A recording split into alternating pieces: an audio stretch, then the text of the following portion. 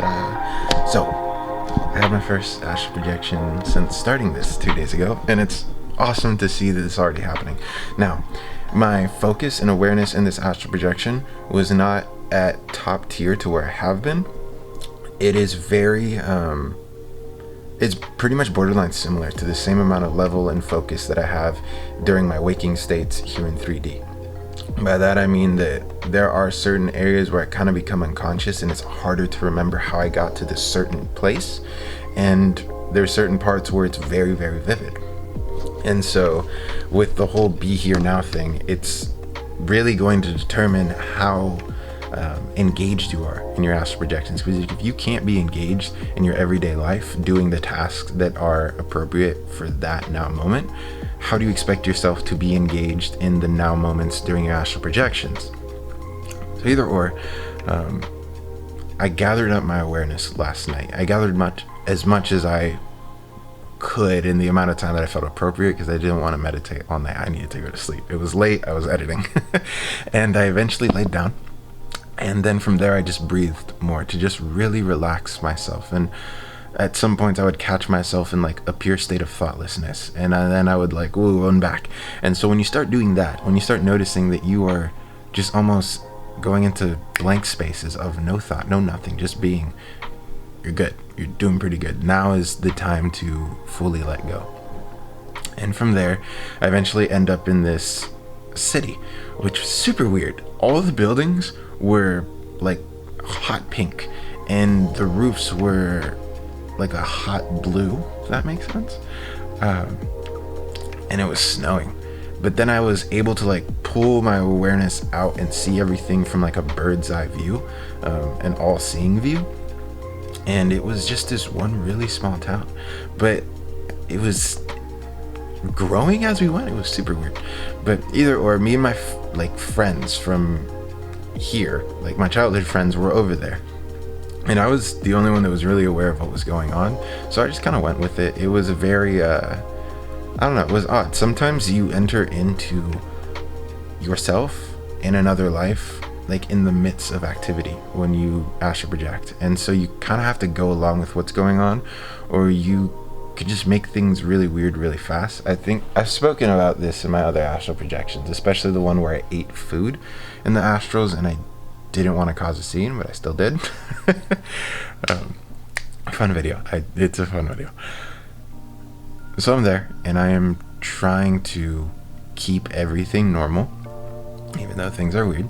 And I eventually come back home and I'm living with a girl, which is one of my coworkers, which was just really weird because like we're not like that. But I was living with her this time, and I was kind of seeing like how our life would be if that's how things went. And very nice house, by the way, very nice house. I wouldn't put it. No, like we're not doing that. Not doing that. Either or, we eventually keep going, and at a certain point, I'm having. I don't. Maharaji. Just gonna toss that name. For those of you who know, you know. Interacted with him. Have been interacting with him. But this time, person to person, and at least body to body, is how I'm familiar with seeing him. And he shows me the sun. Like just pulls my awareness out into this space, and I'm like seeing the sun in space. And inside there, I see this massive, just almost like bodybuilder like outline of a man inside there, and he has flowing long hair. It's literally the equivalent of like a Super Saiyan 3 from Dragon Ball Z, like Goku when he's in there. It's like that, and it's like flowing to the side, but it's all contained in the flaming body of the sun.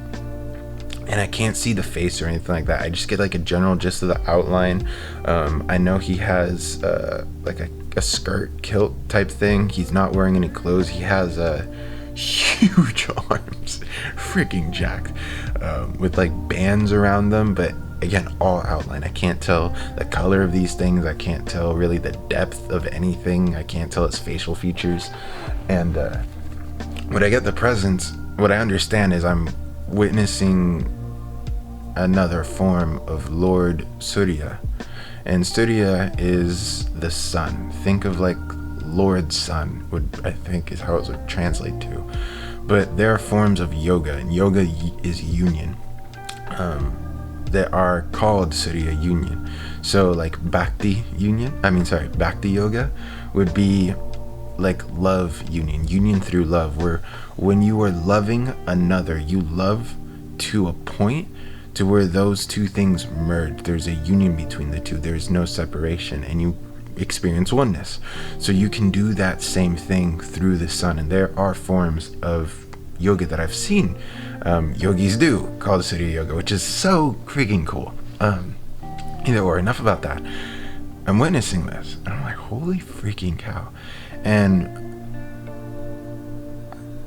after like a point, I just kind of like come back to my body. It was so weird. It was like I was in two places at once, but my primary focus was on the sun. And then when I came back to my astral body, I had been given a journal that I was reading that had to do with Lord Surya, and it was a meditation. It was a meditation which I'm going to share with you guys, and I've only done half of it because it was a new half of information which I had not previously done before, and it builds off another meditation which is of a completely different background, at least from my knowledge. But either way, what you do is you count 108 earths. You put them side by side, one by one. If you get a little bit bored and you think that's a little bit tedious, you can do 2 at a time, but you need to be there. You need to understand like the massive size of Earth relative to your body, how you are just a speck of dust on this massive thing. And you need to remember that as you're placing them side by side. And even here, you can pull your awareness back to your body and look out and see how the earths would look if they are put side by side as you keep going. So you can do a simultaneous thing or just focus on being out there and putting them. What you need to do though is you need to understand just how massive like these things are when you put them side by side. So you put 108 earths, right? You do that. Then in the middle, which would be the 54th earth, you stack you stack them going bottom to top. You create 108th earth, with that 54th earth being like that middle point, so to say. And then from there, you need to, like, if this is the first line that you created and then you created the one that's going up, now from this line you need to straighten it out. So if you were to look at the first line you created from a bird's eye view, you could go north and south and east and west, and then at the middle point you have them going up and you have them going down. If my math was wrong in my explaining in any of that, I think you understand what I mean though, is have that middle point and then from there 54 in every single direction. The reason it's 54 is because the sun is 108 earths in diameter. And if I remember right, I think the sun is, sorry, I'm not going to say that last point, but yeah, I know the sun is 108 earths in diameter. It ranges from 105 to 109 depending on what different systems you're looking at. But that seemed to be something that was agreed upon, especially in older religion such as Hinduism. And once you do that, you then create the sun, like from those earths all together, and you realize like the immensity of size that the sun has compared to the earth, like how freaking huge it is. Not to mention that, but how much tinier you are compared to the sun. Like, you're already tiny on Earth, but when you put 108 Earths just everywhere, and then you truly realize how much tinier you are than that, and then the body that was housed inside there, it put me in a state of awe. It put me in a state of respect. It put me in a state of gratitude. It put me in a state of, I feel loved, and I'm giving love. It was ridiculous. like my body was kind of like trembling. I was like, this is freaking nuts. And from there, you perform the lesser banishing ritual, the pentagram, which is, I don't think I've mentioned it on here. I don't think I've done anything on it. But yeah, incredible meditation. Damien Eccles, look up his version of it. He's the guy. Love him. And also, thank you to my friend that gave it to me. Suckfree, you're the guy. Yeah, so you pair those two. But I only did the sun one. I didn't do the lesser banishing ritual, the pentagram, because I don't know. I wanted to get the video posted. But just absurd. Just being here now gave me that. I could have completely missed that when I came back here, because I don't know, I get wrapped up in some other thought. It's very important to be with every thought that you have. Don't be with two. Don't cheat on your thought. It's a monogamous relationship. Don't cheat on your thought. Be with it. See it fully through. See that relationship fully through before you go on to the next. If you go on to the next. If not, just cease and just be. I've talked for 11 minutes now. So I'm going to end this because I know I still have other vlogs to do. But I will see you guys later on. Maybe before work, maybe after work. I work late, so we'll see how many vlogs day 3 gets. But see y'all soon. So, I want to go to bed, but I feel this is important to share regarding the whole astral projection lifestyle thing. If you're going about this, I'm assuming that you're not very proficient at astral projection. I'm assuming that you might have never even experienced it before. And so with this whole thing, I'm going to ask that you drop what you think astral projection feels like. You drop what astral projection should look like, and you drop how you think you get out of your body. The reason for this is because it's like the equivalent of trying to experience a color without ever having witnessed it before. It's like the color green. If someone were to sit there and explain to you the color green over and over and over again, you're getting a distortion of that actual experience, because the words, the description of it is not actually the color green. It goes the same thing for astral projection. All these stories, all these things I'm telling you about astral projection are not the actual experience. They're distortions of something that I have experienced. I'm just portraying it in a different way, but it's not the experience itself. The reason that I'm saying this is because in the past, when I was listening to others rather than myself, it caused a lot of problems, and I limited my view on what astral projection is, how it works, and how you can go about leaving your body.